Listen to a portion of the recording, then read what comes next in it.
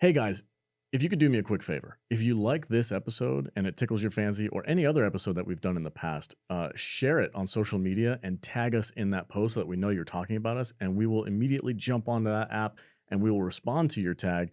And we can talk about what you like about the episode and possibly talk about something that we might want to cover in the future.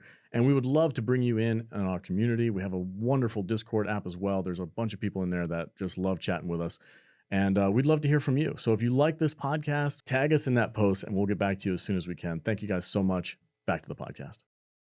Nerd!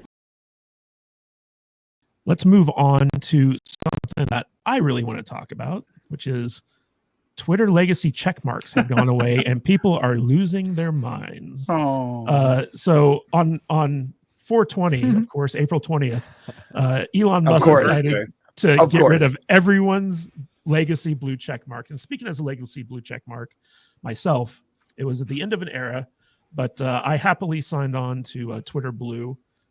So I can continue to get those perks and support the platform I love. Did you did you make a 20-minute long video extolling?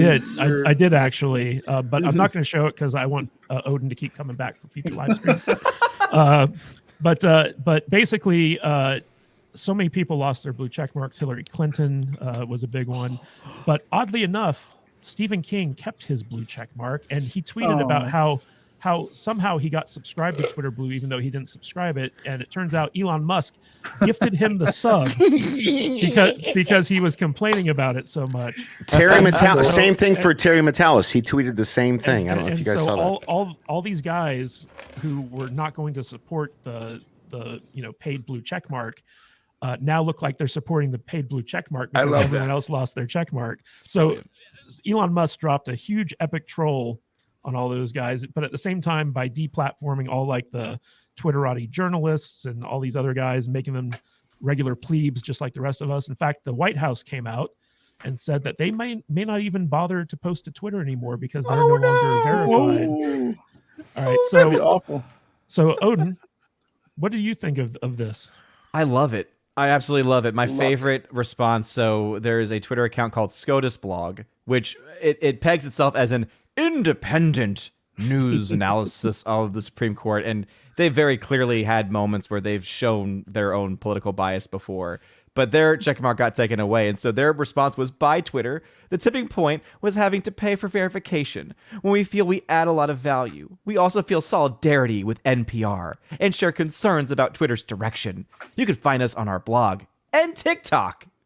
If we join at a platform, we'll send word here. It's like, wait a minute, you have a problem because your checkmark got taken away on Twitter, but you have no problem at all with a company run by the Chinese Communist Party? Oh, yeah. Okay. Tell me what human rights violations are going on Twitter right now. Yeah. So it's just, it's great, though, because it's like, okay, so you're just showing once again why you're not an independent news source. But I think it's hilarious seeing these people cry about it is great. Seeing them say, follow me on Mastodon instead. It's like, oh, with all the other leftists there in the enjoy your time, isolation bubble? Yeah, have a good time. Yeah, have fun over there. Vader, you've been a $8 blue check for a while now on the Nerd account.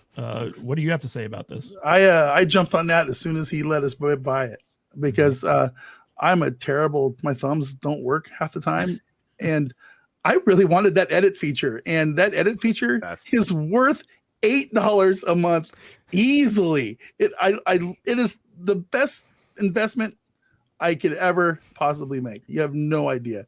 And how dare Elon Musk have the gall and the stones to force people to spend $8 a month so that he makes his business profitable in the long run. You know, how dare he try to make a little bit of money off of these putzes out there?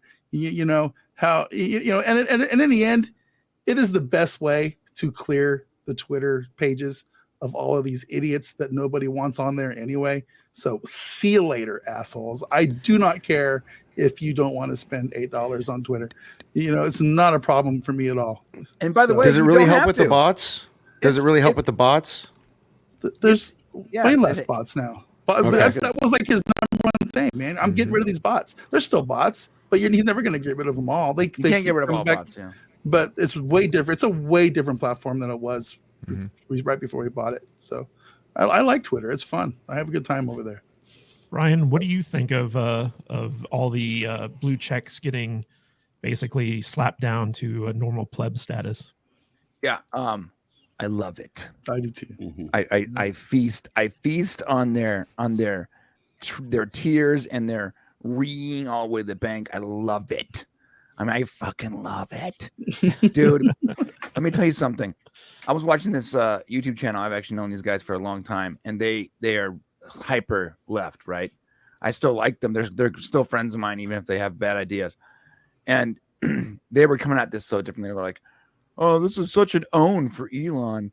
No one's gonna sign up for his Twitter Blue, whatever." And they're talking about how he desperately paid for some celebrities to have some check marks so that it would look like they were playing. No, he was trolling them. That's what Elon was doing. Absolutely. It was obvious. It was obvious that he took his biggest critics, the ones that came at him the hardest, LeBron James and freaking Stephen King and others. The people that came at him the hardest, he let them keep their Twitter Blue. I thought it was brilliant. And then when you clicked on it, it said they were paying for it. Are you kidding me? That's not Elon being a simp. That's Elon trolling some of the richest, most famous people on the planet. Yeah. That is beyond hilarious, dude. And you know what? If some celebrities gotta pay for verification, so be it. Welcome to the real world, effers. You gotta pay for things that people provide you. Not everything is free. Your celebrity status doesn't garner you what other people can't accomplish. Brian, I am so influential that I deserve to have a free verification because my tweets bring people to the platform. Right. I don't understand, why are these millionaires and billionaires in some cases complaining about spending $8? It just makes them, honestly, not paying it just makes them look like entitled assholes. And they're like, well, the Twitter verification badge is a badge of shame. Yeah, it's a MAGA maybe hat. to your 1% minority, tiny little percentage of entitled delusional assholes, but to the rest of us, we're okay with paying for a service that we feel is worth paying for. And here's the deal: you don't gotta pay for it. Nope, it's free. If you don't want the features, don't get them. Like, that's it. You don't have to have it. I also love how they grandstand and they don't leave. Right. They're like, they're not actually going to delete their accounts. They're not going to do anything. I mean, right. And they're still there. Like 6 months later, they're still there. Mastodon and that other app, whatever it's called, sucks. Yeah. I try to get in there. It's very hard to deal with. Real quick, we wanted to give a shout out to E. Clay Tomlinson for becoming the latest member of our YouTube channel. We're trying to hit 5 new members this stream. Danny the Dork Knight RA generously gifted us 5 memberships, but we're hoping to get the organic ones too. So I want to thank E. Clay Tomlinson for signing up, and super chat from the Astro Nerd Boy for $5. All of SCOTUS blog, other social media accounts have no check mark, making their crybaby post more hilarious. Oh, I want to put this one out here really quick. They all want attention too. That's all it is. Elon is not the great guy everyone thinks. Stop using Twitter. I have to have one word reply to this one. No. So he's not perfect. None of us are saying he's perfect, by the way. real quick, I want to get an old school shout out from Danny. Danny, can you super chat us real quick for old times? Super chat. There we go. All right, before we get to Danny's take on this, Michael, what's your take on all the blue checks losing? I think this whole thing is kind of hilarious. It shows off the leftist crybaby attitude. The whole I'm going to move to Canada if this person is elected, and then they don't move to Canada. I'm still waiting for freaking what's his name, George Clooney was supposed to move to Canada when George Bush was elected. Come on, move, leave. I'm done, bro. Why are you still here? Don't let the door hit you on the way out, dude. Promised. Yeah. So all these celebrities that say, oh my God, we can't, what's her name that was stupid enough to say that, oh, Elon Musk is this horrible monster who's a fascist, so I'm going to trade in my Tesla and get a Volkswagen. which was the chick from oh God, what's Alyssa Milano, right? Yeah, which was so hilarious because then everybody had to point out that Volkswagen was founded by Hitler. That was the there's a lot. Look, Elon Musk is not the devil and he's not a saint. He's just a businessman. And if Twitter is a platform that you find useful, use it. If it's not a platform you find useful, don't use it. It doesn't matter. I don't give a crap about who owns YouTube. I really don't care. What I care about is, does it work? Can I reach an audience? Can I do what I want to do on it?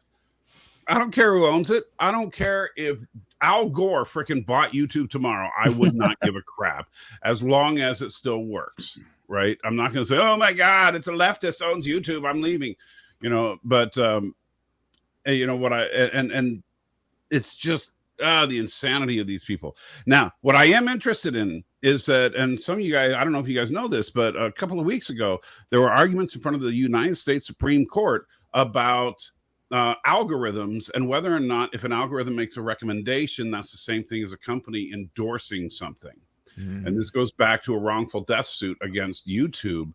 And depending on how that case comes out, when the Supreme Court rules on it, we could see the death of the algorithm as we know it. And that would mean the end of our suggestions from things like Twitter and YouTube and all that. And man, if that happens, if the algorithm system dies, oh yes, I am so glad to go back to the old school way of doing things when independent people could actually build an audience again. You didn't have to be a freaking corporation. TikTok would die overnight. Well, yeah. May I say something? As someone who one of my services I offer is manipulating algorithms. I 100% agree with you, Michael. Like, they're flawed. Like, they're also biased. I mean, not only yes and no. Like, you can manipulate algorithms. Like, it's actually. We can talk about this later off air, but it's actually it's not hard to do. Like, I could teach anybody here how to make their website be #1 on Google inside of a month or two. And they change, and Google's just one example. They change their algorithms all the freaking time. Right. But during elections, for example, the Google executives purposely tried to manipulate the algorithm to make Trump look bad. No, that's 100% true. And certain things trend only every 4 years. Why is that? Yeah. But if the algorithms go away, they can't do that anymore. Well, if the algorithm's not being manipulated, which they all are, but let's just say it's not, if something sways one way or the other, to Brian's point, it's because, unfortunately, the majority of people have swayed that way, and then the algorithm, it just gives more data to the algorithm to feed into that. Hey guys, if you like this podcast, don't forget to like and subscribe to the channel and comment below on your favorite video as well. That goes a long way with helping us boost our channel and get out there in front of more people. And it lets YouTube know that we're doing something right. And if you want to catch us live, we go live 2 times a week, once on Saturdays at 10 a.m. Pacific time and on Tuesdays at 1:30 p.m. Pacific time. So join us there in the chat. We will see you on the live stream. Stay salty.